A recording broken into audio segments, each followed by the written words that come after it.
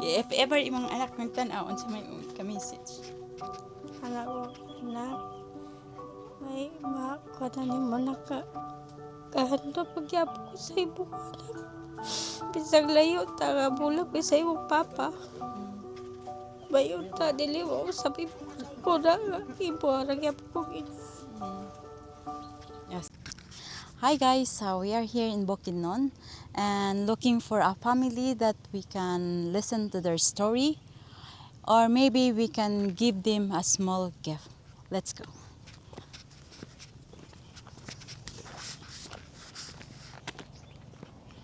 And see, this is the area. It's really quiet and peaceful.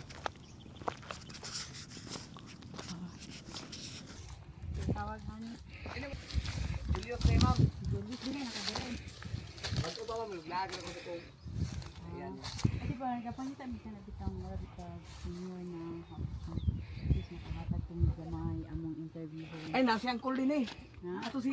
Asa man? Okay, we are here in the house of Miss Julieta and let's talk to her. Hello, Nairo.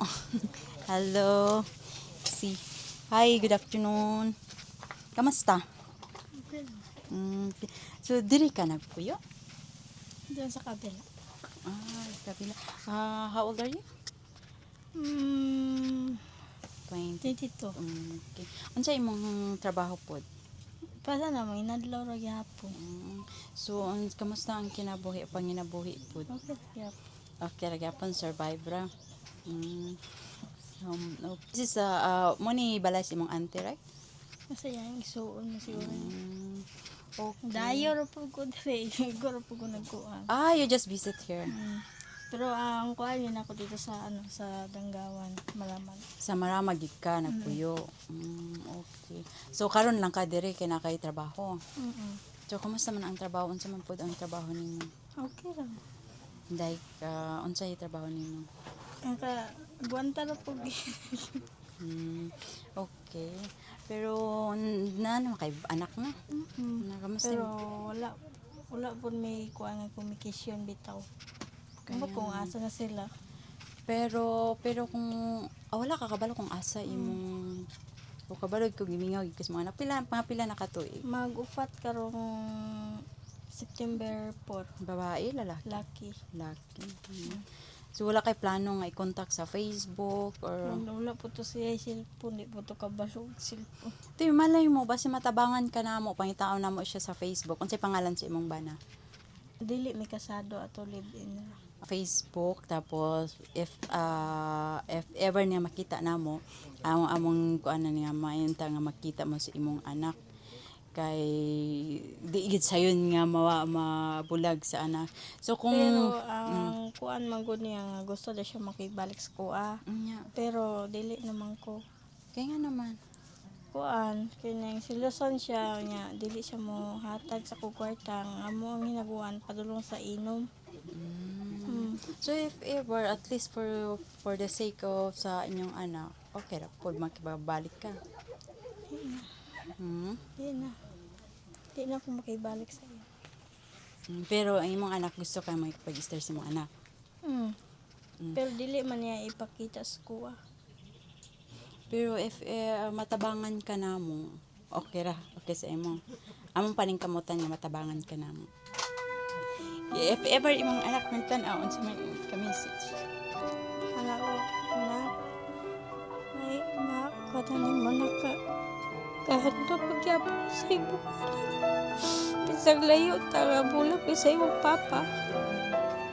Bayon ta dili mo sabi ko na nga ibo ara gyapon ko ina. Sige. Sige, among paningkamutan nga mapangita na mo imong anak. 4 years old, no? Sige, ay kabalakit naman. Julieta mo. Julieta. Sige, hinaut mo tayo matabangan ka na mo. Balikan ka na. Diri na ba ka? Puyo permente? Kuan, ni murag na Mayo, tos birthday mas kumama mo ulit ko sa Oh. Sige, i-add ka sa face para dito ta mag-contact if ever. Pero hopefully nga ma-contact namin yung anak na magka-unite mo sa mga anak, ha? Miss Juliet. Laban! Sige, sige. Thank you. Hopefully. Makita natin yung anak, ha? Thank you. Thank you. Every night, Miss Julita closes her eyes, holding on to one simple hope, that one day she will see her 4-year-old son again. But when morning comes, the silence is still there. A child she carried, a child she loved, a child she still longs for every single day. She keeps searching, she keeps asking, she never gives up, because a mother's heart will always find a way to hope. And to you, Roldan Pentru, if somehow this video reaches you, please know this is not about anger, this is not about the past. This is about a mother who just wants to see her child again.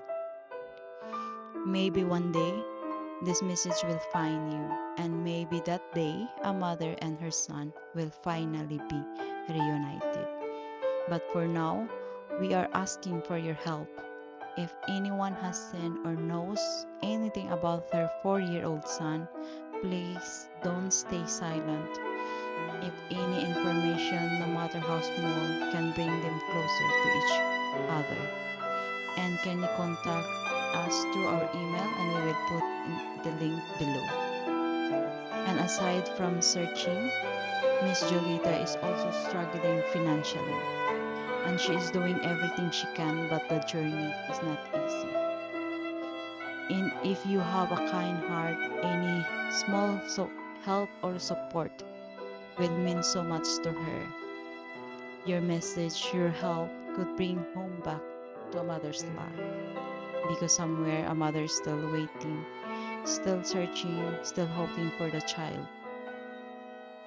If these stories touch your heart, please don't scroll away in silence, and you might help bring back child home.